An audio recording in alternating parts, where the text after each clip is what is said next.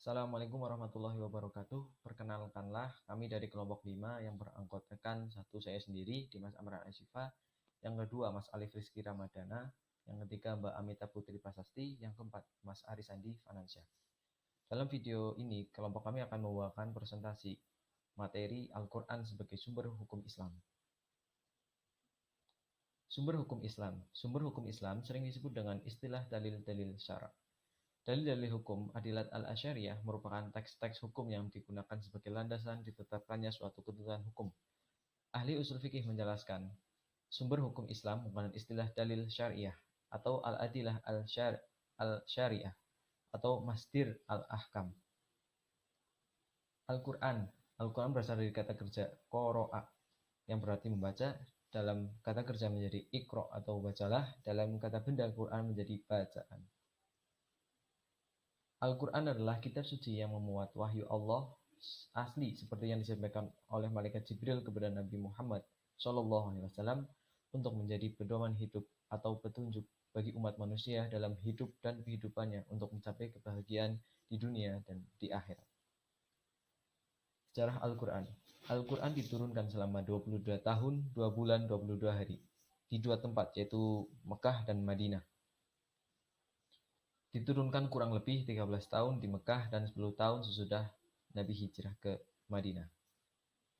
Ayat Al-Quran yang pertama turun yaitu ayat Al-Alaq dan ayat yang terakhir yaitu Al-Maidah. Al-Quran terdiri dari 30 juz, 114 surah, 6.666 atau 6.236 ayat, 74.499 kata, 325.345 huruf. Ayat-ayat yang diturunkan di Mekah disebut ayat-ayat Makiyah, dan ayat-ayat yang diturunkan di Madinah disebut ayat-ayat Madaniyah.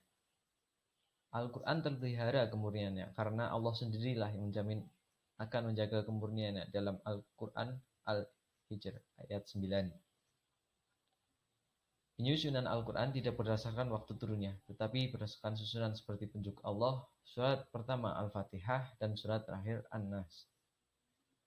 Pengumpulan Al-Quran dalam suatu mushaf dilakukan oleh Zaid bin Thabit pada masa Khalifah Abu Bakar, dan pada masa Khalifah Utsman bin Affan dilakukan penyalinan mushaf Al-Quran ke dalam beberapa naskah. Baik, di sini saya akan menjelaskan tentang perbedaan ayat Al-Quran yang diturunkan di Mekah dan Madinah.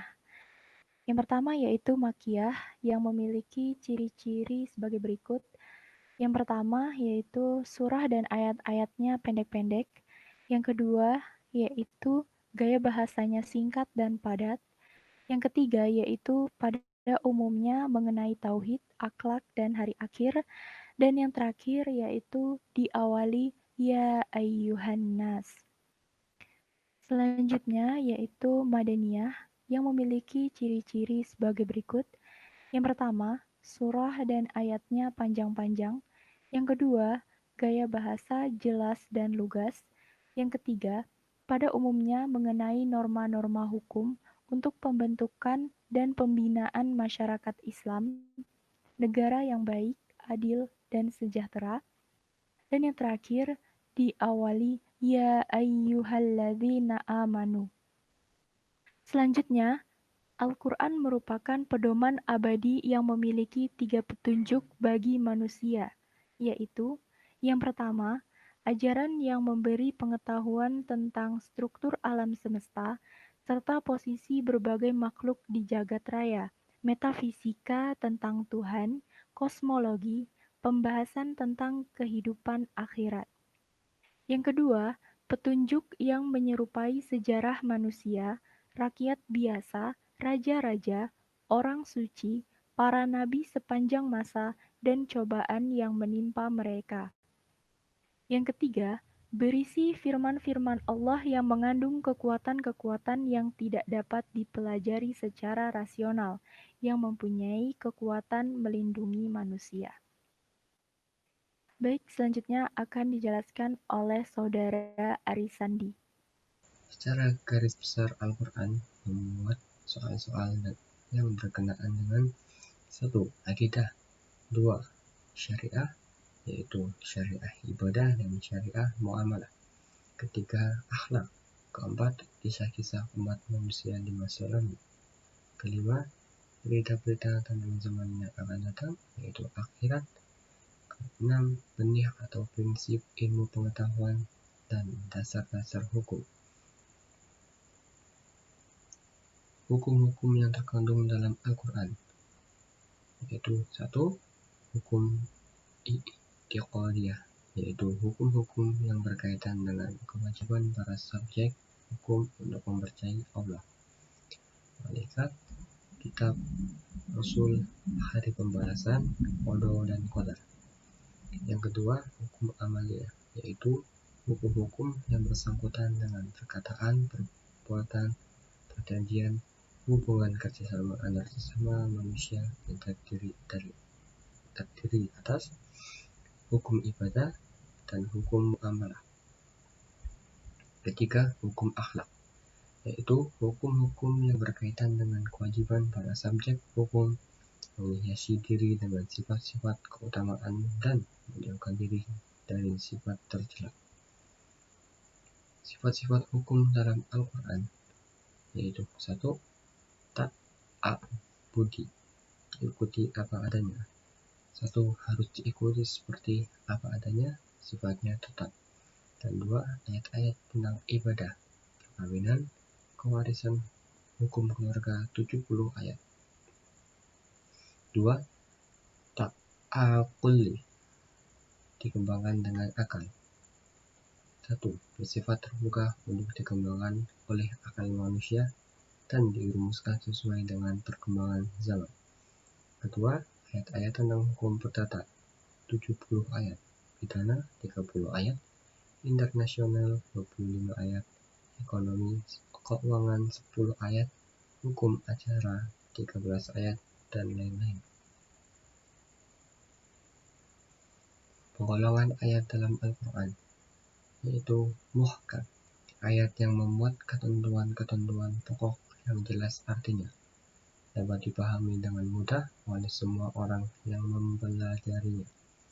Kedua, mutasyabih, ayat perumpamaan yang mengandung kiasan, hanya dipahami oleh orang-orang yang mempunyai pengetahuan yang luas dan mendalam tentang Al-Quran. Ayat Al-Quran yang mahkam dari segi teks terdiri atas qat'i, kata atau kalimat Al-Quran yang mengandung arti yang jelas sehingga tidak mungkin ditafsirkan lain dari yang tersebut dalam teksnya.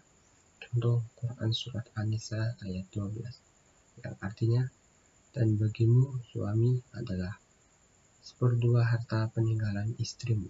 3. Istrimu tidak mempunyai anak. Yang kedua, zani, kata atau kalimat Al-Quran yang menunjukkan arti atau pengertian lebih dari satu, masih mungkin ditafsirkan ganda. Contoh, arti dalam Quran Surat Al-Baqarah ayat 228. Perempuan yang ditalak oleh suaminya harus menunggu 3 quru. Ayat Al-Quran yang mutasyabih dari segi teks terdiri atas hakiki. Contoh, dia mengetahui apa yang ada di hadapan mereka dan apa yang ada di belakang mereka, sedang ilmu mereka tidak dapat meliputi ilmunya. Arti dari Quran Surat At-Taha ayat 20, At-Taha ayat 110. Dan yang keempat, yaitu relatif. Contoh, dan kami turunkan kepadamu Alkitab, Al-Quran, untuk menjelaskan segala sesuatu dan petunjuk serta rahmat. Bismillahirrahmanirrahim. Assalamualaikum warahmatullahi wabarakatuh. Nama saya Rizky Ramdana. Pada hari ini saya akan menjelaskan contoh ayat-ayat hukum. Hukum muamalat. Saya akan membacakan ayatnya terlebih dahulu. أعوذ بالله من الشيطان الرجيم بسم الله الرحمن الرحيم يا أيها الذين آمنوا لا تأكلوا أموالكم بينكم بالباطل إلا أن تكون تجارة عن تراض منكم ولا تقتلوا أنفسكم إن الله كان بكم رحيما. Terima kasih atas perhatiannya. Kurang lebihnya mohon maaf dari kelompok 5. Assalamualaikum warahmatullahi wabarakatuh.